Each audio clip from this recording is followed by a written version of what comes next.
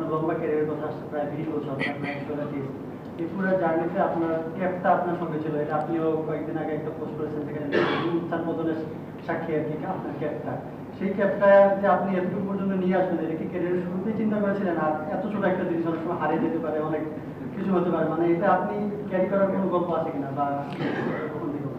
না, আপনার একটা প্লেয়ারের আমি মনে করি, যেটা আমি বললাম যে 3টা ফরম্যাটের মধ্যে সবথেকে আলটিমেট ফরম্যাট হচ্ছে টেস্ট, এবং টেস্টের সবচেয়ে বড় জিনিস হচ্ছে আপনার ব্যাগি গ্রিন ক্যাপ। তো এটার মর্যাদা যদি একটা প্লেয়ার না বোঝে, এটা আসলে তাকে বলে বোঝানো যায় না। আর আপনি যদি খেয়াল করে দেখেন, আমি এমন কোনো টেস্ট ম্যাচে যেখানে ক্যাপ ছাড়া ফিল্ডিং করি বা কিপিং করি, তো সেই দিক থেকে বলবো যে হ্যাঁ, এটা একটা বলতে পারেন যে এই ক্যাপটা শুধু ফিল্ডিং করতে করতে অবস্থা খারাপ হয়ে গেছে, কারণ ক্যাপ পরে খুব রেয়ার আমি ব্যাটিং করি, কারণ হেলমেট পরে ম্যাক্সিমাম সময় ব্যাটিং করা হয়।